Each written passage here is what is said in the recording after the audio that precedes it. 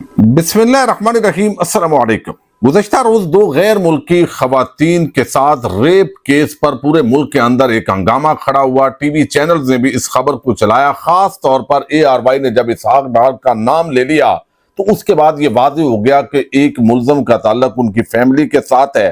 آخر وہی ہوا جس کا اس ملک کے اندر اندیشہ ہوتا ہے۔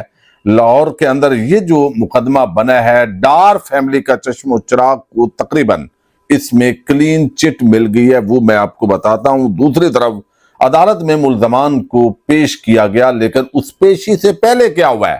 SHO نے مجسٹریٹ کے ساتھ کیا کیا، اور پھر مجسٹریٹ جب ڈٹ گیا تو پھر کیوں ایک اعلیٰ پولیس افسر کو ججز کے پاس آ کے معافی مانگنی پڑی، اور پھر اس SHO اور جو اہلکار ہیں ان کو کیوں معطل کیا گیا ہے؟ لوگ اس کے اندر مریم نواز کو کریڈٹ دے رہے ہیں، لیکن کیا واقعی یہ مریم نواز کا اس سارے معاملے کے اندر کریڈٹ بنتا ہے؟ اس پہ ہم بات کریں گے۔ اور دوسری طرف جو ہے وہ ایک بہت ہی ہر دل عزیز ٹک ٹاک مولوی علامہ جو ہے وہ ناصر مدنی، وہ اچانک ایک پروگرام کے اندر بے ہوش ہوئے ہیں، ان کو ہسپتال منتقل کیا گیا ہے۔ اس حوالے سے کیا خبریں ہیں وہ آپ کے سامنے رکھتا ہوں۔ امید ہے ویڈیو آپ سماعت کریں گے اور ہمیشہ کی طرح اپنے قیمتی فیڈ بیک سے ضرور آگاہ کریں گے۔ ٹک ٹاک کے ایک معروف علامہ ہے، علامہ ناصر مدنی۔ آپ ان کے چٹکلے سنتے ہیں، معزوز ہوتے ہیں۔ عموماً وہ کبھی کبھی سنجیدہ گفتگو بھی کر رہے ہوتے ہیں، لیکن عموماً ہنسی مذاق کے اندر وہ کوشش کرتے ہیں جو ان کا فہم دین ہے وہ لوگوں کے اندر منتقل کریں۔ وہ چشتیاں کے اندر ایک پروگرام کے اندر خطاب کر رہے تھے، گرمی بہت زیادہ تھی، اچانک وہ بے ہوش ہوئے، وہاں سے ان کو نشتر ہاسپٹل منتقل کیا گیا۔ بعد ازاں پتہ چلا کہ ان کو ہارٹ اٹیک ہوا ہے، اور بالآخر جو ہے وہ ان کو چودھری پرویز الہی انسٹیٹیوٹ آف کارڈیالوجی ملتان کے اندر منتقل کیا گیا۔ وہاں پہ ان کا ٹریٹمنٹ ہوا ہے، اور اب بتایا گیا ہے کہ ان کی صحت قدرے بہتر ہے، اور کچھ دیر قبل طبی ناسازی کی وجہ سے اسپتال کی ایمرجنسی میں لایا گیا۔ کچھ ضروری انویسٹیگیشنز کے بعد ان کو چھٹی دے دی گئی، اور اب وہ حالات ان کے نارمل ہیں۔ لیکن بہرحال ایک سوشل میڈیا کا بڑا سٹار ہے یہ ناصر مدنی صاحب، تو ان کی جو خبر ہے بے ہوشی کی، ہارٹ اٹیک کی، وہ بڑی پھیلی ہے۔ تو ایک تو یہ خبر آپ کے سامنے رکھنی ہے، اور پھر جو بات ہے، کل ہم نے دیکھا کہ اس ملک کے اندر جو ہے وہ ایک مقدمہ درج ہوا، اور کہا گیا کہ مریم نواز نے قانون کا بال جو ہے وہ سربلند کر دیا ہے، یعنی کہا ہے کہ فوراً 2 گھنٹے کے اندر پکڑا جائے ملزمان کو، اور 2 گھنٹے کے اندر پکڑا گیا، اور دیکھا پنجاب کے اندر کس طرح رول آف لا ہے۔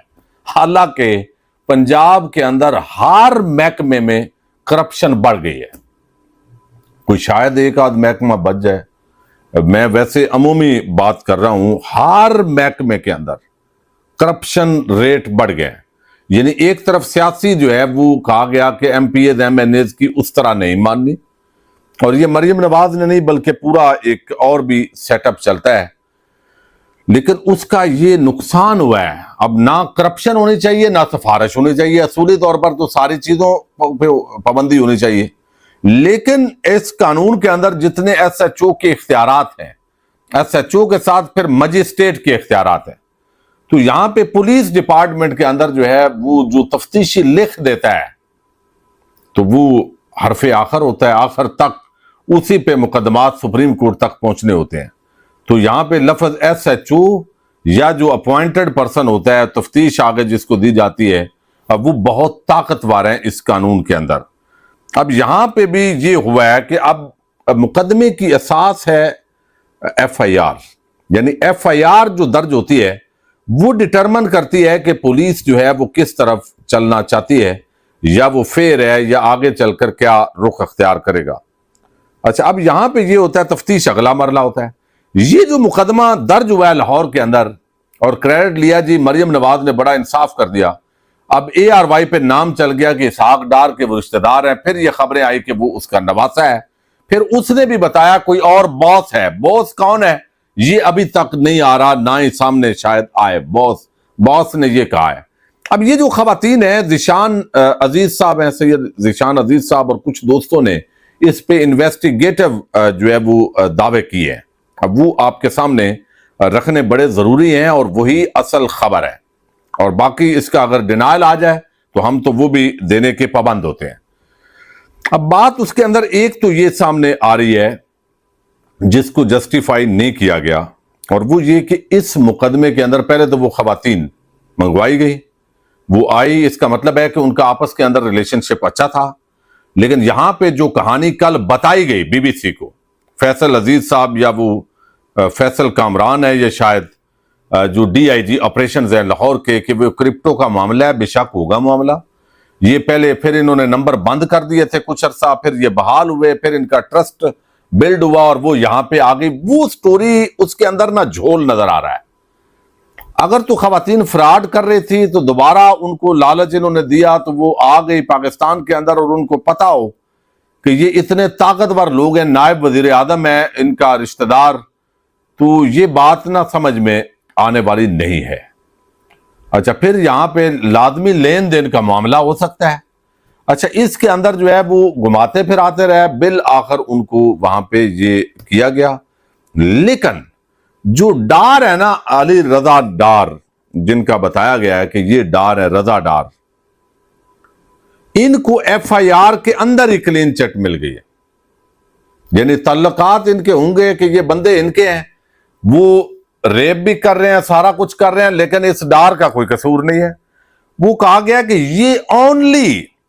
یہ جو ڈار ہے نا، یہ صرف پیسوں کا تقاضا کرتا رہا، یہ ایف آئی آر کے اندر ہی درج کر لیا گیا۔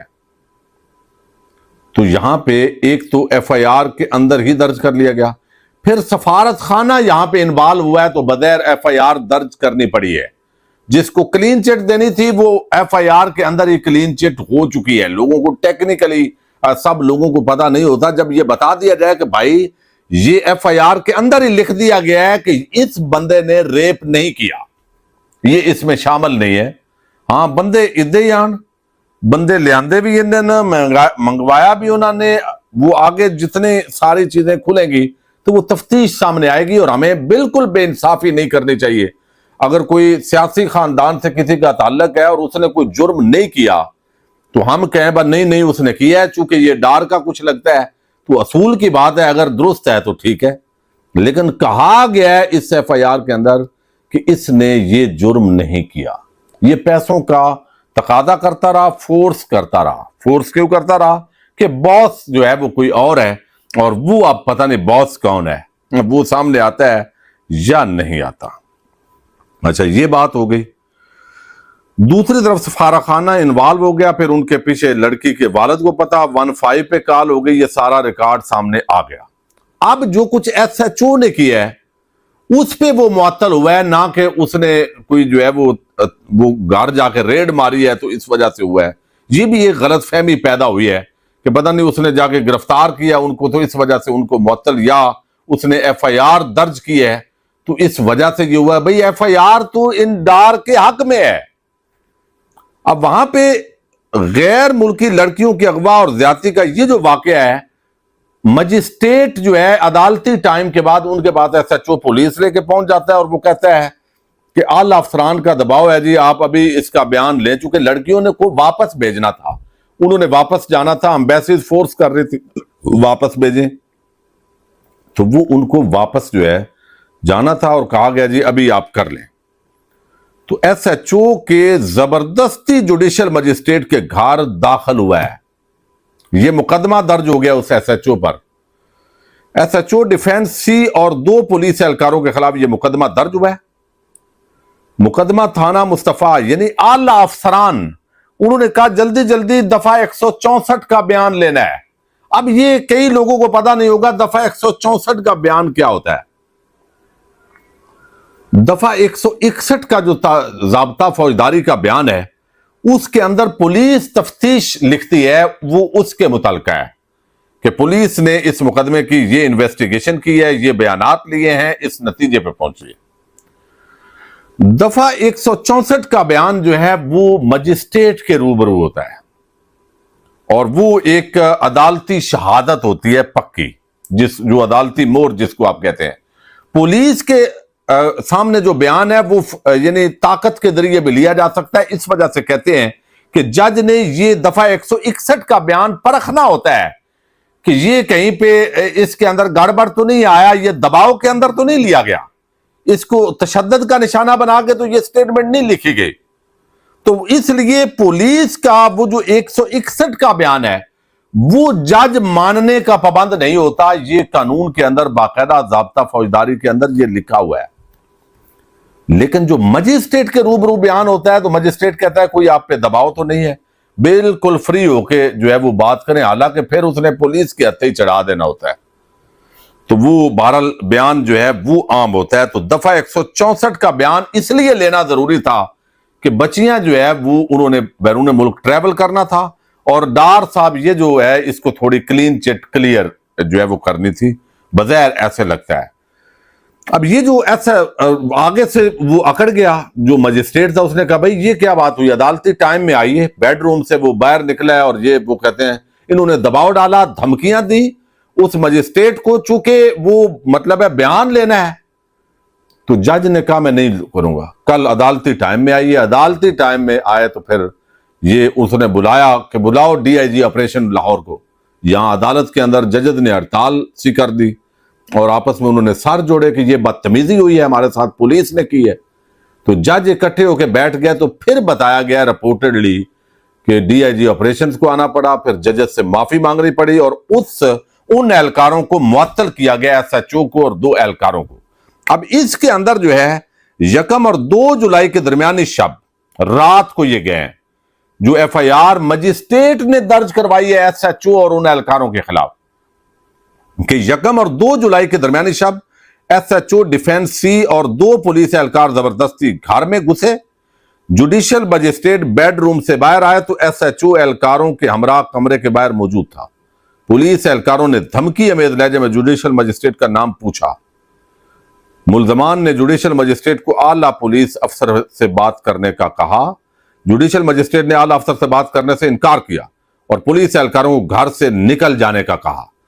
یہ ایف آئی آر غیرت مند جج تھا، اس کو داد دینی چاہیے جو کھڑا ہوا۔ بھائی کیا بدتمیزی ہے، چونکہ پولیس اور یہ ادارے بے لگام ہو گئے ہیں، جس کی چاہیں چادر چار دیواری تقدس پامال کریں۔ اسی لیے تو آپ لوگ کہہ رہے ہیں بھائی کوئی باقی معاملات میں آپ تحقیقات مکمل کرتے ہیں، یہ جو چکوال کا واقعہ ہوا یا باقی روز واقعات ہوتے ہیں، یہ بچی کا واقعہ ہوا سرگودا میں، باقی جگہوں پہ، تو آپ نیفے پہ پستول چلا دیتے ہیں، تو یہاں پہ سی سی ڈی کہاں ہے؟ یہاں پہ وہ جرت جو طاقتور ہوتے ہیں ان کے سامنے ان اداروں کی جرت کہاں چلی جاتی ہے؟ تو سوشل میڈیا پہ اس وجہ سے جو سی سی ڈی ہے اس کے حوالے سے وہ کہا جا رہا ہے کہ آپ کی اوقات اگر آپ طاقتور ہیں تو غریب امیر کے لیے ایک ہی رکھیں رول۔ تو اب یہ نہ ہو کہ ڈار کے جو باقی 3 ہیں وہ کہیں پہ ادھر ادھر ہو جائیں، چونکہ لوگوں کی ڈیمانڈ جو ہے وہ ناجائز کسی کے ساتھ بھی نہیں ہونا چاہیے۔ اصولی بات یہ ہے سی سی ڈی جو بھی کرنا ہے بھائی پہلے انویسٹیگیشن فیر ہو، کوئی سوال نہیں اٹھنا چاہیے، بات تو یہ ہے۔ تو یہ معاملہ جو ہے وہ یہاں پہ گمبھیر ہوا ہے، ایف آئی آر کے اندر ہی ڈار جو ہے اس پر یہ جو ریپ چارج ہے وہ ہے ہی نہیں، تو لہذا وہ ویسے ہی آ جائے گا۔ باقی اس کو گرفتار جو کیا گیا ہے وہ ذیشان عزیز جو جرنلسٹ ہے، انہوں نے یہ دعویٰ کیا ہے کہ ایک اے ایس پی بغیر لمبی چوڑی گاڑیاں لے کے وہ گیا ہے کہ کہیں ڈار فیملی کی گستاخی نہ ہو جائے اور پتہ نہ چلے ارد گرد کے یہ کیا ہے، تو وہ اس کو لے کے آ گیا، ریسیو کر کے لے آیا پروٹوکول کے ساتھ۔ تو باقی یہ معاملہ اس وقت تھانہ مصطفیٰ آباد میں جوڈیشل ریسٹ ہاؤسز کے کیئر ٹیکر کی مدعیت کے اندر وہ مقدمہ درج ہوا ہے جو مجسٹریٹ نے درج کروایا۔ ٹھیک ہے جی، تو بچیاں واپس چلی گئی ہیں بتایا گیا ہے، انویسٹیگیشن کیا ہوگی ہنوز دلی دور است، اور باقی سفارت خانہ جو ہے وہ دیکھے گا کہ پاکستان کا نظام انصاف کیا ہے۔ تو اس طرح کے واقعات بہرحال پاکستان کے لیے بدنامی کا باعث بنتے ہیں کہ یہ وہاں پہ آپ ٹریول نہ کریں۔ پہلے ہی ہمارا پاسپورٹ رینکنگ میں نیچے سے 4تھے نمبر پہ ہے، تو ملک سیو نہیں ہے، اس طریقے سے پھر وہ پراپوگیشن ہوتی ہے۔ تو بہرحال انصاف ہونا چاہیے، اصولی طور پہ سب کے لیے یکساں رول آف لا ہونا چاہیے۔ پاکستان زندہ باد۔